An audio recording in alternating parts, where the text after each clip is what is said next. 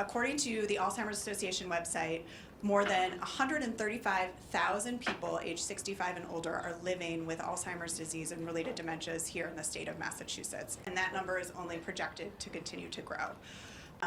Alzheimer's disease is the 5th leading cause of death in Massachusetts for people age 65 and older, and we know that that has a profound impact not just on the patients dealing with Alzheimer's, but the over 335,000 caregivers across the state who are managing and dealing with that disease for their loved ones.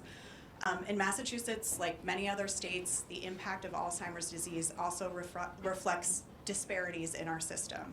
We know that Blacks and Hispanics are much more likely to be diagnosed with Alzheimer's disease or related dementias, but unfortunately they come to that diagnosis much later in the process when it is harder to address and intervene in a timely manner.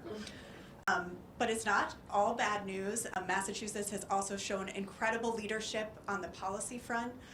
In particular, a couple years ago, with the implementation of the Alzheimer's and related dementia state plan, this has been an incredible advancement in terms of innovation and implementation around early diagnosis, caregiver support, expanding cultural competencies in care.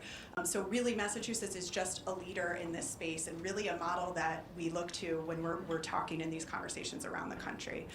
One other thing that I think is really neat is Massachusetts was one of the first states to require continuing medical education specific to Alzheimer's disease. And I think that's so important to make sure that our caregivers are at the top of their game and knowing and keeping up to date with the latest and greatest innovations when it comes to detection, diagnosis, and treatment.